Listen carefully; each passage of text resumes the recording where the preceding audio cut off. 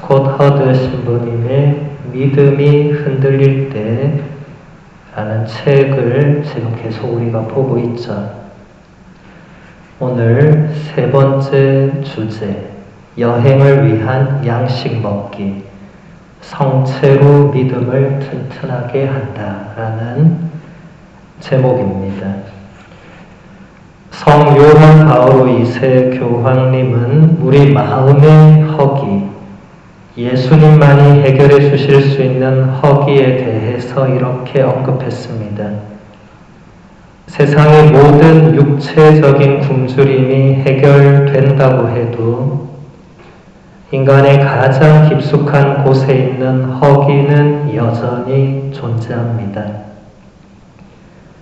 성 아우구스티노는 이렇게 말했습니다. 님 안에 쉬기까지는 내 영혼이 평안하지 않나이다. 이 말은 이렇게 바꾸어 표현할 수도 있겠습니다. 우리의 마음은 예수님으로 채워지기를 갈망합니다. 허드 신부님이 인용한 아우구스티노 성인의 말은 고백록에 나오는 아주 유명한 성인의 말씀이죠. 하느님 안에 쉬기까지는 내 영혼이 평안하지가 않더라.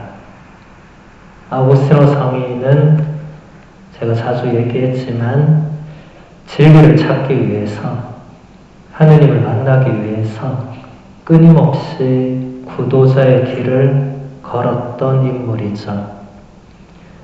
하느님을 완전히 알고 만나기 전까지는 그 어떤 철학이나 종교도 아우구스티노의 그 영혼 안에 있는 그 내면 깊은 그 갈망, 이것을 채워주지를 못했다는 겁니다.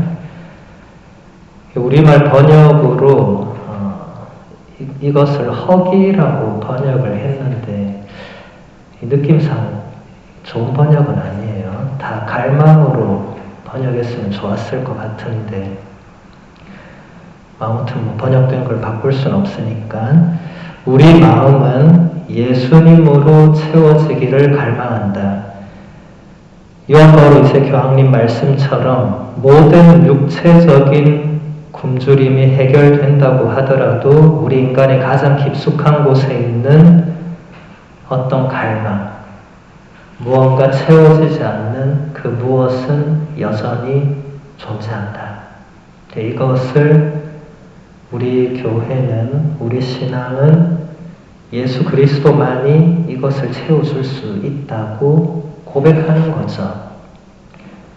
다른 사람들은 다른 무언가로 채우려고 하겠죠. 그게 마약이 될 수도 있고, 술이 될 수도 있고, 돈이 될 수도 있고, 여러 가지 많겠죠. 근데 그런 것들이 아무리 채우려고 해도 결코 다 채울 수 없는 그 우리 인간 존재의 그 깊은 근원적인 갈망이 있다. 하느님이 우리를 그렇게 만드셨다. 고백록의 핵심이 거기에 있습니다. 아우구스티노 성인은 평생을 하느님과 인간을 연구해 온 학자이기도 하죠. 본인의 체험도 있지만 아우구스티노 성인이 연구를 해보니까 인간은 창조될 때부터 하느님이 그런 뭔가를 내면에 심어 놓으셨다는 거예요. 그래서 결국 이 지상에서 아무리 그것을 채우려 해도 다 채울 수 없는 그런 존재가 인간이더라. 그래서 결국 하느님만이 그것을 채워줄 수가 있다는 거죠. 계속 본문을 보면 미사의 전통적인 명칭으로 성찬례라는 말이 있습니다.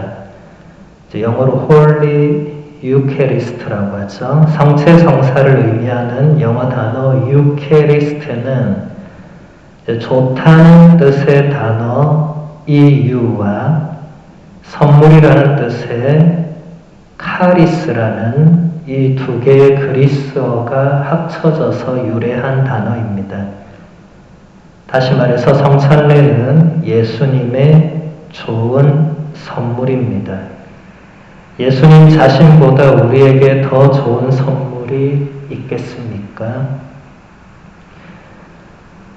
영어 유케리스트라는 말은 그리스어 에우카리스티아, 이것을 번역한 거거든요. 그리스어로 에우 하면 영어로는 이걸 그냥 유라고 발음을 하는데 그리스어 전치사 에우는 이게 좋다는 뜻이에요. 그리스어로 카리스 하면 은사, 은총, 선물 여러 가지 의미가 있는데 어쨌든 이 두 단어가 합쳐졌으니까 기본적으로 좋은 선물. 근데 사실 허드 신부님이 그리스어 전공은 안 한 것 같아요. 이런 거 보면 원래 에우카리스테오라는 단어가 있어요. 그리스어에. 그 단어의 원래 의미는 감사하는 거예요. 이것도 제가 자주 설명했는데 감사드리는 것에서 성찬례라는 단어가 나왔습니다. 왜냐하면 예수님께서 최후의 만찬 때 제자들과 함께 모여서 빵을 손에 들고 하느님께 감사를 드리신 다음에 빵을 나누어주고 포도주 잔을 들고도 마찬가지로 감사를 드리신 다음에 포도주 잔을 나눠줬죠.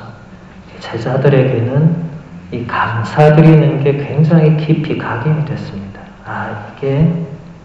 이걸 무슨 단어로 표현해야 될지 모르겠지만 하느님께 감사드리는 무언가구나, 이렇게 받아들인 거죠. 그게 그대로 들어와서 감사의 제사.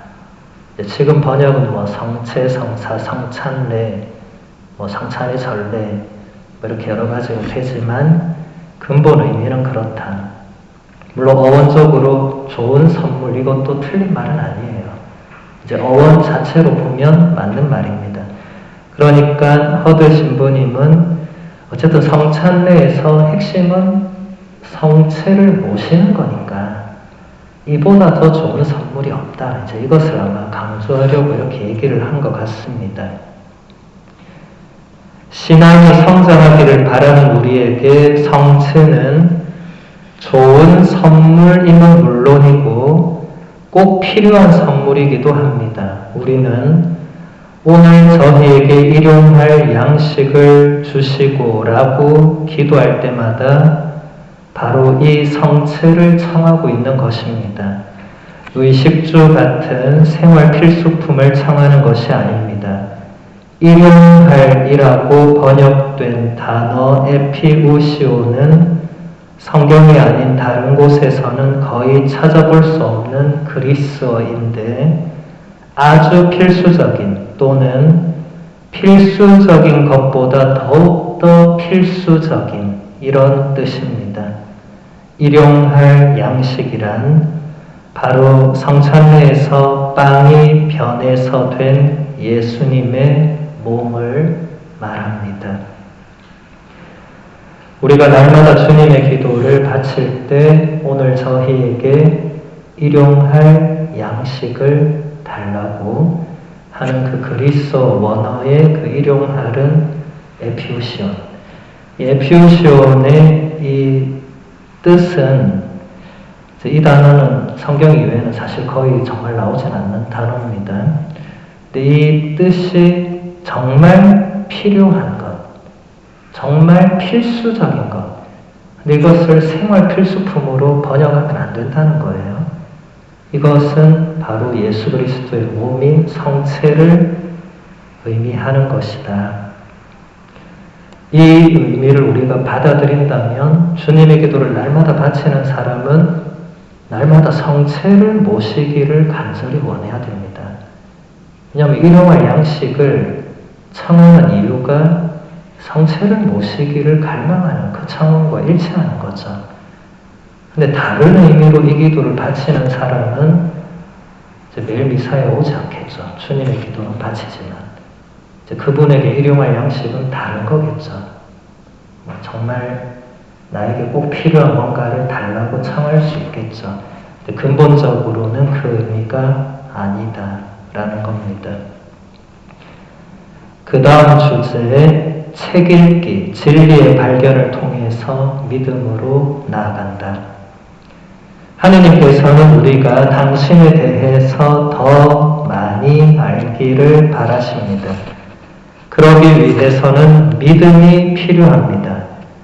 믿음은 하느님의 시선으로 세상을 바라보도록 해주기 때문에 믿음 없이 하느님을 알기는 힘듭니다. 한마디로 하느님을 알기 위해서는 하느님을 믿어야 합니다. 아우구스티노 성인도 나는 하느님을 알기 위해서 믿습니다라고 고백했습니다.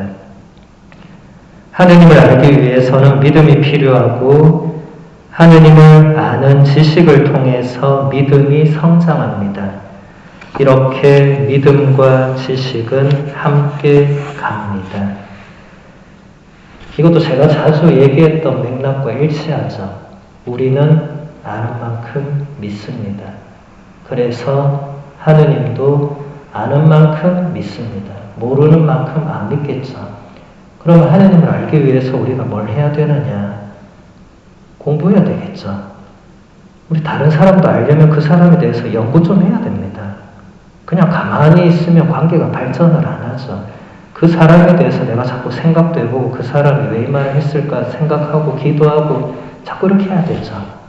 하느님도 마찬가지로 우리가 하느님에 대한 지식이 있어야 되고 하느님에 대한 지식은 책에 다 기록되어 있죠. 성경이라는 게 있고 또 성전이라는 게 있고 제가 요즘 자주 얘기하는 교부들의 또 작품도 있고 아니면 우리가 매달 읽는 신앙서적도 있고 요즘은 사실 뭐가 너무 많아서 좋은 시대예요. 여러분들은 예전 신앙인들은 이렇게 책을 읽을 수 있는 시대가 아니었죠. 책도 없었고. 그런데 신앙을 받아들인 거죠. 대단한 선배들이죠. 우리는 요즘은 제가 보기에 풍요 속 빈곤이다. 뭐가 너무 많으니까 뭘 해야 될지 몰라서 더 빈곤해지는 그런 상황. 좋은 책도 너무 많고 성경 해설서는 정말 널려있고 뭐 그런 상황. 그런데도 우리가 책을 읽는 것이 쉬운 일이 아니라는 게 큰 문제겠죠. 특히 한국 사람들이 제가 볼 때 책을 좀 안 읽는 것 같아요. 외국 사람들에 비해서. 외국 사람들은 해도 책을 많이 읽죠. 여러분이 외국 사람 봐도 책을 많이 읽는구나 느끼실 거예요. 근데 한국 사람들은 제가 한국에 가서 보면 책을 읽는 사람을 본 적이 없어요. 다 이제 휴대폰을 보고, 물론 휴대폰으로 책을 볼 수 있겠지만, 그 얼마나 오래 갈지 모르겠어요. 눈이 상당히 아플 건데. 그래서 아무튼 우리가 하느님을 여러분들이 더 믿기 위해서는 책을 읽어야 됩니다. 저만 그런 얘기 아니라는 게 여기서 드러나잖아요. 제가 아주 위안을 받았어요. 저만 이런 얘기하면 신자들이 우리 신부님 본인이 공부하니까 우리한테 자꾸 책 읽어라 이렇게 한다고 생각할 수 있지만 여기 이분도 이런 얘기 하잖아요. 책 읽어야 된다고. 그래야 믿음이 자라난다. 예수님은 진리만이 우리를 자유롭게 할 수 있다고 말씀하셨습니다. 우리는 진리가 가져다주는 자유를 누리기 위해서 진리를 배워야 합니다. 이보다 더 중요한 공부가 어디 있을까요? 그러니 좋은 신앙 서적을 읽읍시다. 가톨릭 독서 모임이나 성경 공부에 참여합시다. 신앙 교육 프로그램에도 참여하고 영상도 보고 신앙 관련 팟캐스트와 강의들도 들읍시다. 아주 많은 기회가 우리 앞에 놓여 있습니다. 제가 하고 싶은 말을 이분이 다 하는 것 같아요. 아마 저뿐만 아니라 많은 신부님들은 이분처럼 얘기할 거예요. 신자들에게. 요즘 뭐 많으니까 하시면 된다. 근데 이제 뭐 선택의 자유가 있으니까 신자들이 보고 안 하는 거예요. 이거 좀 빡셀 것 같다. 안 해. 저거 조금 나한테 안 맞네. 안 해. 이런저런 핑계로 다 안 하니까 그럼 할 게 없는 거죠. 그래서 우리 집 본당도 지금 이분이 말한 걸 거의 다 하고 있어요. 이 작은 공동체에서도.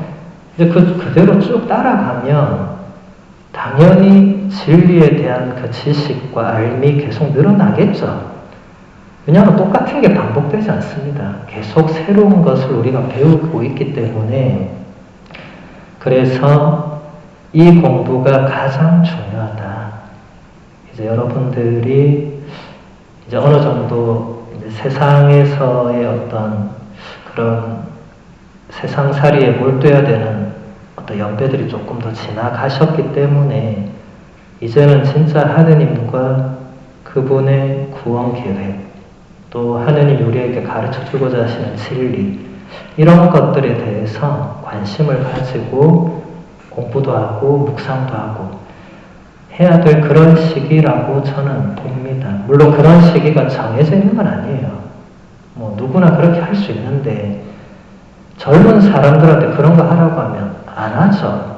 세상에 좋은 게 널려 있는데 고리타분하게 뭘 그런 걸 하라고 안 하죠. 그러니까 이제 우리가 뭔가 인생을 어느 정도 살고 나서 이제 내가 하느님한테 가야 될 준비를 조금씩 해야겠다 이런 마음이 들 때 이제 이런 걸 하면 되는 거죠. 이것도 자꾸 미루다 보면 나중에 연세 더 드시면 이제 눈이 안 보이거나 더 이제 심각한 상태가 되면 하고 싶어도 못 할 수 있죠. 할 수 있을 때 해야 됩니다. 그 다음 주제, 행동하기, 봉사를 통해서 믿음으로 나아간다. 예수님께서는 우리가 가난한 사람에게 베푸는 것이 당신에게 베푸는 것이라고 분명하게 말씀하셨습니다. 믿음을 굳건히 하고 싶다면 우리는 당연히 예수님께서 당신을 만날 수 있다고 확실하게 약속하신 곳에서 그분을 찾아야 할 것입니다. 독일의 뛰어난 신학자였던 칼 라너는 믿음을 굳건히 하기 위해 무슨 책을 읽으면 좋겠느냐는 어느 청년의 질문을 받고 이렇게 대답합니다. 그대는 책을 읽을 필요가 없고 가서 민헨의 가난한 사람들을 위해서 봉사하세요. 그러면 그대의 신앙이 다시 뜨거워질 것입니다. 가난한 사람에게 베푸는 것이 예수님께 베푸는 것이라는 말씀은 마태오복음서 25장 31절에서 46절에 나오는 그 최후의 심판 이야기죠. 그러니까 허드 신부님은 우리가 예수님을 만나야 되는 곳은 가난한 사람들이다. 이건 허드 신부님 개인의 얘기는 아니에요. 2000년 동안 교회가 한결같이 해온 얘기고 칼 라너처럼, 여러분 칼 라너라는 이름을 아마 한 번은 들어보셨을 건데 지난 세기에 뛰어난 신학자들이 많이 나온 지난 20세기는 매우 특별한 시기였어요. 뛰어난 신학자가 인류 역사 전체를 통틀어도 그보다 많이 나오지 않았던 세기입니다. 거기서도 가장 뛰어난 사람 중에 한 명이었던 이 칼 라너라는 위대한 신학자가 이 청년의 어떤 질문을 받고 자기 책을 추천해줘도 될 건데 이제 그 청년한테 미넨의 가난한 사람들을 찾아가라. 거기서 너의 신앙은 다시 뜨거워질 것이다.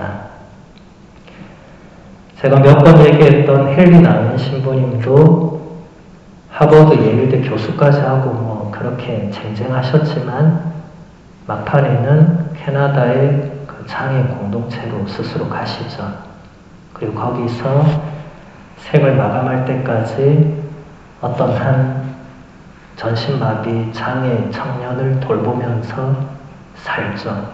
거기서 이분이 그동안 본인이 배워왔고 강의해왔고 설명해왔던 모든 것을 깨닫게 되죠. 거기 가기 전에는 본인도 몰랐던 부분이 많았죠. 왜냐하면 본인이 안 해봤기 때문에.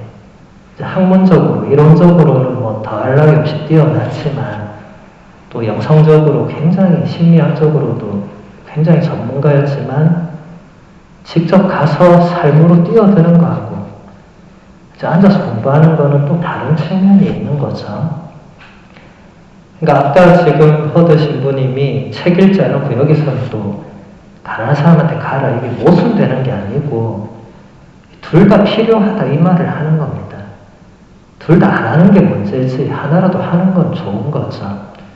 우리가 이제 지식적인, 지성적인 측면에서도 믿음을 키우는데 그게 중요한 역할을 하고 또 행동하는 실천적 측면에서도 믿음을 키우는데 중요한 역할을 한다는 거죠.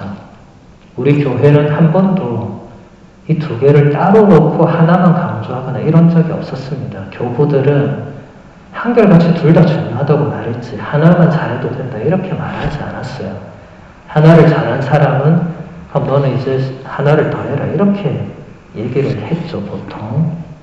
그런 차원으로 받아들이시면 되겠습니다. 그 다음 주제 불안에서 벗어나기 하느님께서 하신 일을 기억합시다. 당신의 인생에서 어느 한 시기에 아니 짧은 한순간이라도 현존하시는 하느님을 느낀 적이 있습니까? 하느님의 음성을 들었다고 확신한 적이 있습니까? 하느님께서 내 어깨를 어루만져 주신다고 느낀 적이 있습니까? 진리가 명확해지면서 완전히 이해된다고 느낀 적이 있습니까? 하느님이 바로 곁에서 친구처럼 인도해주고 보호해주며 새롭게 도전하도록 이끄신다고 느낀 적이 있습니까? 기도의 응답을 받고 은총으로 물들며 노래나 책을 통해서 하느님이 당신에게 속삭이신다고 느낀 적이 있습니까? 상황이나 사람을 통해서 당신 삶의 방향을 어떤 길로 슬쩍 밀어주시는 느낌을 받은 적이 있습니까? 만일 있다면 주님께서 당신이 바로 그런 기억들을 잘 붙들고 소중하게 간직하도록 초대하고 계시는 것입니다. 지금 허드 신부님이 여러 가지 질문을 했는데 본질은 같은 거죠. 하느님 체험을 조금이라도 한 적이 있는가? 있다면 그 체험을 붙들고 계속 나가면 된다. 없는 분들은 없다고 왜 나만 없지 이럴 필요는 전혀 없고 본인이 못 느끼고 있거나 그럴 가능성이 높습니다. 하느님의 현존이 쟤한테만 보이고 나한테만 안 보인다면 그것은 하느님이 아니겠죠. 제가 도수가 높은 안경을 썼거나 특별한 수를 내거나 이렇게 한 것도 아닐 거니까 그런 차원이 아니라 하느님은 반드시 우리가 직접적으로든 간접적으로든 뭔가 당신이 현존하신다는 걸 느낄 수 있는 뭔가를 한 번은 해주신다는 거예요. 지금 이분이 하는 말이. 제가 예전에 우리 본당에서 분명히 이것도 얘기했는데 마더 데레사 성녀가 나의 빛이 되어라라는 그 자서전을 보면 마더 데레사 성녀도 우리가 보기에는 한평생 하느님과 함께 사셨던 분 같은데 정작 그 책에서 성녀의 고백을 보면 딱 한 번 그것도 성녀가 이렇게 막 전 세계에 알려지기도 전에 딱 한 번 초창기에 인도에 막 뛰어들었을 때 딱 한 번 하느님이 뭔가 나와 함께 하신다는 강렬한 체험을 하고 그 뒤로 50년 동안 한 번도 체험해 본 적이 없다고. 50년 동안 나는 영혼의 어두운 밤을 걸었다고 고백을 해서 온 세계가 깜짝 놀랐죠. 저런 성녀도 그런 길을 걸으면 우리는 어디를 가야 되나. 근데 저런 성녀니까 영혼의 어두운 밤을 걸은 거고 우리는 사실 영혼의 어두운 밤에 진입도 못하고 그냥 살죠. 그게 뭔지도 모릅니다 사실은. 그러니까 여기서 맥락은 이런 체험을 자주 하는 게 좋다 이런 거 아니에요. 그렇게 받아들이시면 대단히 잘못된 것이고 하느님은 어떻게든지 우리가 당신을 정말 믿고 당신을 알려고 하고 당신을 원하고 당신에게 가까이 가려고 애쓰면 뭔가 그 응답을 주신다는 거예요. 근데 그게 자주 주거나 매일 뭐가 강렬하게 오거나 그러지 않는다는 거예요. 정말 한두 번 정도 저도 이 질문들을 보면서 정말 확신할 수 있는 체험은 저도 하나 정도 있고 나머지는 뭐 저도 별로 없어요. 그냥 사는 거지 뭐. 그런데 그 한 번의 어떤 강렬한 체험을 진짜 붙들고 사느냐 아니면 그거조차도 그냥 놓고 사느냐 이건 다른 문제입니다. 그래서 여러분들이 오늘 집에 가셔서 한번 이런 체험이 있었는지 다시 한번 좀 생각을 해보시고 뭔가 있다면 희미하게라도 뭔가가 있다면 그것을 잘 붙들고 소중하게 간직하면서 신앙생활을 해나가는 거죠. 지상에서는 우리가 그렇게 하느님의 현존을 생생하게 체험하거나 이럴 수는 없습니다. 한계가 많죠. 나중에는 다 만나게 되겠지만 근데 어쨌든 그런 기억이나 체험이 있다면 그걸 붙들고 이제 버티는 거죠. 마더데레사 성녀는 50년을 버텼죠. 영혼의 어둠 밤도 그 체험 하나로 솔직히 그 체험 하나가 뭐 한 10분 지속됐겠어요. 제가 볼 땐 찰나입니다. 찰나. 순간 싹 지나가는데 하느님이 나를 어루만져 주시는구나. 그리고 50년 동안 어둠 밤을 걷는 거예요. 성인 청년들은 대부분 이런 삶을 걸어갔습니다. 그러니까 우리도 그렇게 할 수 있다는 거죠. 한 주제만 더 보도록 하겠습니다. 장기적인 안목을 갖는 것, 하늘나라를 바라보자. 우리에게 심어진 영원의 씨앗은 다양한 방식으로 싹을 틔웁니다. 아름다운 것을 보면서 우리는 마음의 울림을 경험합니다. 진정으로 고귀하고 선한 사람을 만나면 나도 저 사람처럼 되고 싶어 라고 생각하기도 합니다. 있는 그대로의 모습으로 사랑받기를 간절히 원합니다. 이해받고 싶고 인정받고 싶고 소중한 사람이 되고 싶어 합니다. 목표와 의미가 있는 삶을 꿈꾸고 이 세상이 공정과 행복과 사랑으로 가득 차기를 바랍니다. 아까 처음 얘기한 거랑 같은 맥락인데 하느님께서 우리 내면에 이런 무언가 영원을 갈망하는 씨앗을 뿌려 놓았다. 그래서 우리는 뭔가 이 지상의 한계를 뛰어넘는 뭔가를 끊임없이 추구하고 또 뭔가 그런 것을 경험할 때 설명할 수 없는 뭔가를 느낀다는 거죠. 뭐 감동을 크게 받는다든지 여러분들이 뭐 그랜드 캐년이나 나이아가라 폭포를 처음 갔을 때 한번 생각해 보세요. 그걸 처음 봤을 때 느끼는 뭔가 설명할 수 없는 뭐가 팍 올라오잖아요. 진짜 저게 뭐지? 처음엔 그러다가 뭔가 이게 내 마음속에 뭔가가 만나잖아요. 이제 그런 것들이 있다는 거예요. 우리 안에. 이것을 허드신 분이 이게 영원의 씨앗들이다. 우리는 영원하신 하느님 나라로 가게 될 건데 이제 그 나라를 우리가 지금은 모르죠. 살아있으니까. 근데 살아있어도 영원한 행복, 영원한 아름다움이 이런 거랑 비슷하겠구나라고 느낄 수 있도록 하느님께서 피조물 안에 그런 것들을 심어 놓으셨다는 거예요.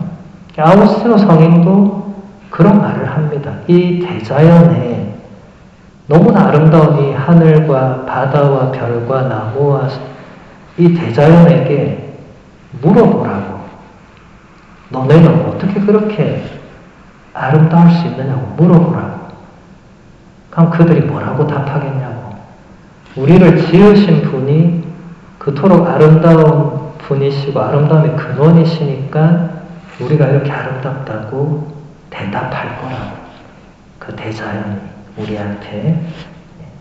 그렇게 우리는 하느님을 인지할 수 있고 하느님의 현존을 조금이나마 느낄 수 있다는 거죠. 한편 현실을 돌아보면서는 세상의 많은 것이 본래의 모습을 잃어버린 듯한 느낌을 받습니다. 젊은 나이에 세상을 떠난 사람을 보면 억울해할 것 같습니다.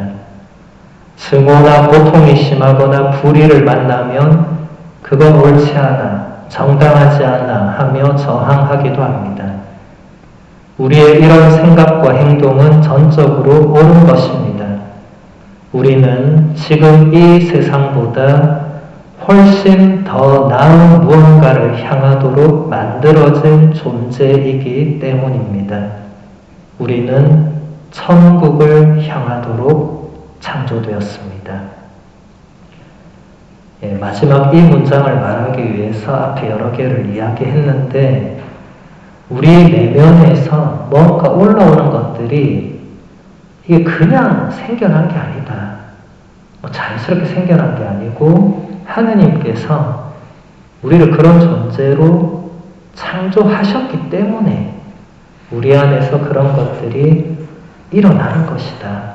배우지 않아도 이것은 얼마든지 가능한 일이고 이런 것은 사실 배운다고 해서 이렇게 제대로 되는 것도 아니죠. 그래서 우리는 하느님께서 뭔가 우리 자신을 뛰어넘는 그런 갈망을 심어주신 존재라는 것, 마지막까지 우리는 다른 모든 피조물과 구별되는 특별한 뭔가를 받았다는 것. 저 강가의 연어가 생각하지 못하는 걸 우리는 생각합니다. 저 바다의 고등어가 생각하지 않는 걸 우리는 생각한단 말이죠.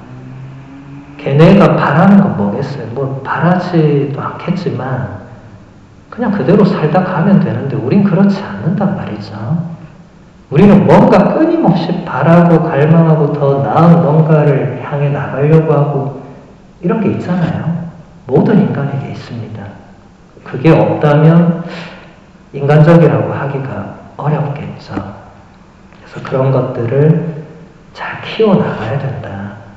이런 것들을 잘못된 방향으로 키워나가면 어디로 가느냐? 인간적으로 잘못된 악습이나 중독이나 이런 것으로 빠질 수밖에 없죠. 왜냐하면 번지수가 틀렸기 때문에 그렇습니다. 이게 제대로 바른 방향으로 나아가야 되는 갈망을 엉뚱한 데서 충족시키려고 하니까 충족도 안 되지만 거기에 그냥 빠져들게 되는 거죠. 알코올 중독이나 마약 중독이나 대부분 비슷한 형태를 띱니다. 그러니까 우리 안에 있는 이 좋은 갈망을 하느님이 원하시는 방향으로 풀어나가야 되는데 다른 쪽으로 풀려고 하면 반드시 문제가 발생한다. 이건 우리도 마찬가지예요. 나중에 이 책에서도 나오겠지만 중독이라는 주제는 사실 이 시대에 대단히 큰 화두죠. 우리 중에 중독되어 보지 않은 사람은 거의 없을 만큼 이 시대가 우리에게 그런 많은 것들을 유혹을 던지죠.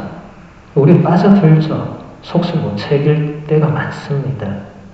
나중에 그 주제는 또 다룰 거니까 어쨌든 지금은 우리가 그런 존재라는 것을 내가 제대로 이해를 조금만 해도 그래서 아우구스티노 성인도 내가 이것을 조금만 일찍 깨달았으면 그렇게 많은 세월을 방탕하게 허송 세월을 엉뚱한 데서 보내지 않았을 건데 라고 후회를 많이 합니다. 본인 고백록에서. 이제야 하느님을 찾은 것에 대해서 굉장히 후회합니다. 근데 그런 걸 왜 써놨겠어요? 우리는 그러지 않기를 바라는 마음이 아니겠어요? 본인은 그랬지만 후대의 신앙인들은 나 같은 전철을 밟지 않기를, 더 빨리 하느님을 찾기를 바라는 마음이겠죠. 그래서 여러분 하느님을 찾는 것은 지금도 늦지 않았습니다. 이태리어 격언에 하지 않는 것보다 늦게라도 시작하는 게 더 낫다 이런 말이 있어요. 대부분 많은 사람들은 내가 이제 나이가 이렇게 됐으니까 그냥 안 하는 쪽으로. 그런데 안 하면 끝입니다. 근데 어쨌든 해보는 사람은 어쨌든 뭔가를 얻어내겠죠. 그래서 우리말도 그런 게 좀 가장 늦었다고 생각될 때가 사실은 가장 빠른 때다. 그러니까 안 하는 것보다는 하는 게 낫다. 그리고 신앙적으로도 마찬가지예요. 평생을 성경을 안 읽은 사람도 죽기 전까지 끝까지 안 읽는 사람도 있겠지만 그래도 어떤 사람은 내가 죽기 전에 한 번을 읽어봐야겠다. 그렇게 해서 80살 때부터 읽기 시작해서 그럴 수 있죠. 근데 그렇게 하는 게 낫다는 겁니다. 안 하고 그냥 가는 것보다는. 그런 의미에서 우리가 지금이라도 신앙적으로 우리는 어쨌든 더 깊어질수록 더 좋잖아요. 우리는 신앙인이니까. 그래서 그런 기회들을 저도 최대한 제공하고 요즘 저뿐만 아니라 많은 곳에서 제공하고 얼마든지 여러분이 마음만 먹으면 신앙이 깊어질 수 있는 계기들은 많습니다. 그래서 놓치지 마시고 또 이때가 지나가면 못하는 것들도 많을 거예요. 지금 할 수 있는 것들을 찾아서 하는 거죠. 여러분은 어린아이가 아니니까 더 이상 제가 뭘 자꾸 떠먹여주고 이럴 수 없잖아요. 그냥 제안을 하는 건데 제안을 따를 수도 있고 따르지 않을 수도 있고 본인 자유죠. 근데 어쨌든 내가 이걸 한번 해봐야 되겠다. 그럼 하면 되죠. 아무도 시키지 않지만. 하고 나서 좋은 열매들을 보게 되면 또 계속해서 하면 되죠. 제가 옆에서 따라다니면서 이거 했습니까? 안 했습니까? 그렇게 못해요. 그 유치원도 아니고 어떻게 그렇게 하겠습니까? 제가 뭐 여러분한테 했냐고 물어본 적도 없잖아요. 그건 제가 할 일이 아니에요. 여러분이 스스로 할 일이지. 그래서 이번 시간에 그 주제를 우리가 보았습니다. 다음 시간에 계속해서 이어서 책으로 또 보도록 하겠습니다.